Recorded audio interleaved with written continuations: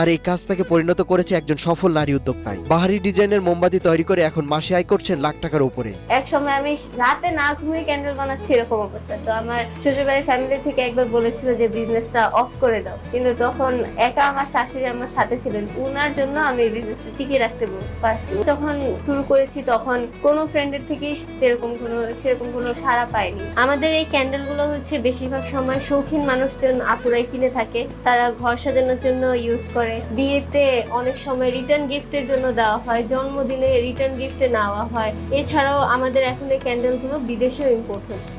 ঐশীর তৈরি মোমবাতি স্বাস্থ্য ঝুঁকি কম। বাজারে অন্যান্য মোমবাতিগুলোতে কালো ধোঁয়া, যা স্বাস্থ্যের জন্য ক্ষতিকর হলেও ঐশীর তৈরি মোমবাতিগুলোতে নেই কোনো স্বাস্থ্য ঝুঁকি। অনেক জায়গায় অসাধু ব্যবসায়ী আছে, তারা হচ্ছে বিভিন্ন কেমিক্যাল মিক্স করে ক্যান্ডেল গুলো বানায়, যার কারণে হচ্ছে সেগুলো জ্বালানোর পরে শরীরে বিভিন্ন ধরনের সমস্যা হয়ে থাকে। কিন্তু আমাদের যে ক্যান্ডেল গুলো আছে এগুলো হচ্ছে পিউরিফাইড ওয়্যাক্স দিয়ে বানানো হয়, 100% সেফ শরীরের জন্য, যার কারণে হচ্ছে এগুলো জ্বালালে আপনাদের শ্বাসকষ্ট বা অ্যাজমা এরকম টাইপের কোনো সমস্যা হবে না।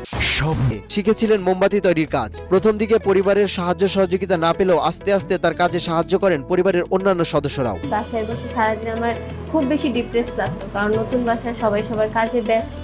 তখন হচ্ছে আমার শখের বসে একসময় আমি ক্যান্ডেল মেকিংটা শিখেছিলাম। আমি 4,000 টাকা নিয়ে ক্যান্ডেল মেকিংটা শুরু করি। এখন আমার বাসায় প্রায় 70 থেকে 80,000 টাকার মালপত্র আছে এবং আমার নিজের মোল্ড কালেকশন যা আছে তা বলতে পারেন 1 lakh plus. Daisy candle, cookie candle সহ বাহারি ডিজাইনের মোমবাতি পাওয়া যায় ঐশীর কাছে, যা ক্রেতাদের দৃষ্টি কাটছে খুব সহজেই। সবচেয়ে বেশি সেল হয় হচ্ছে এই ক্যান্ডেলটা, এটার নাম হচ্ছে ডেজি ক্যান্ডেল।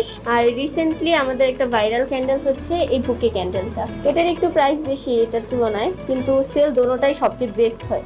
আর আমাদের পেজে নিউ কিছু কালেকশন হচ্ছে হুইপ ক্রিম ক্যান্ডেল, এগুলো হচ্ছে দেখতে অনেকটাই কেকের মতো, হুইপ ক্রিম কেকের মতো এটা।